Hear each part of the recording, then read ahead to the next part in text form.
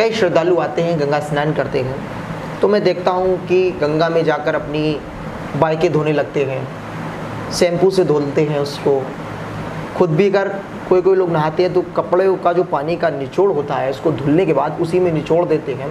तो एक शुद्धिकरण का क्या है कि किस तरीके से गंगा स्नान जो होता है, क्या उसका रूप होता है, किस तरीके से चलन होता है कि किस तरीके से हमको गंगा स्नान करना चाहिए, और क्या ये ठीक है कि कई लोग आते हैं बाइकों को धुलते हैं, कपड़ों को निचोड़ते हैं, क्योंकि गंगा माँ को पवित्र माना गया है। इसके बारे में आप क्या कहेंगे? देखो, जो लोग ऐसा करते हैं यह दुष्कर्म एक तरीके से है। कर्म, अकर्म और विकर्म। गंगा हमारी माँ है।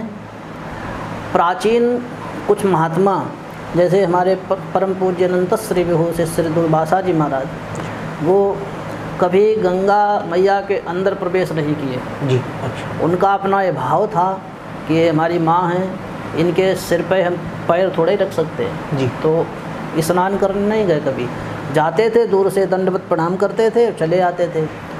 यहाँ पर एक कुआं है, कुएं पर जो है पूज्य महाराज जी ठंडी के समय में भी 108 कमंडल से स्नान करते थे, ठंडी के समय में भी, लेकिन गंगा जी में नहीं जाते थे। खैर, उतना तो आज के समय में हम लोग पालन नहीं कर सकते हैं जी, लेकिन आज भी श्रद्धालु जो गंगा मैया के प्रति समर्पित हैं, वो गंगा स्नान करने से पहले घर में स्नान करके आते हैं, अथवा कहीं नल पर स्नान कर लें, उसके बाद में हम गंगा जी में स्नान करें, ऐसा विधान है जी।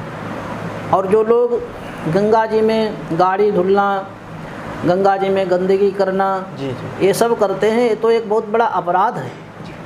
इससे बड़ा और कोई अपराध है ही नहीं, क्योंकि सर्वतीर्थमयी गंगा, गंगा सारे तीर्थों में सबसे बड़ा तीर्थ, कलयुग का तीर्थ माँ गंगा है जी। और इनको दूषित करना ये बहुत बड़ा अपराध है।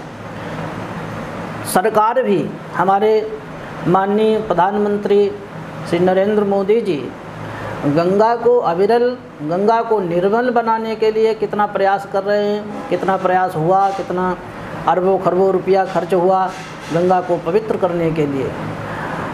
तो जब सरकार प्रयास कर रही है तो हम लोगों को भी चाहिए, हम लोगों का परम कर्तव्य है कि हम सरकार के उसमें सहयोग करें और हम गंगा जी को जो है परम पवित्र रखें।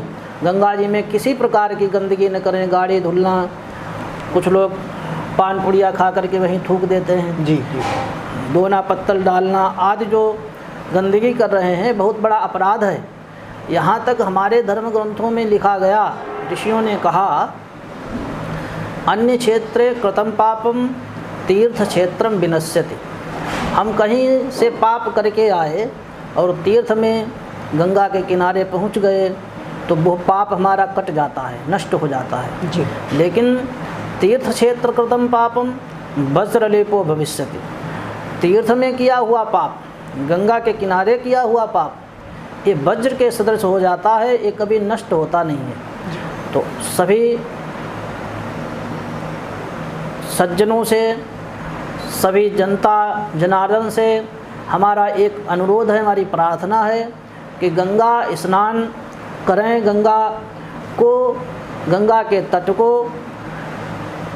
नहीं कहना चाहिए साधु हो करके, लेकिन फिर भी जब वर्तमान स्थिति देखते हैं तो फिर हमें कहना पड़ेगा कि इसको पिकनिक पॉइंट न बनाएं।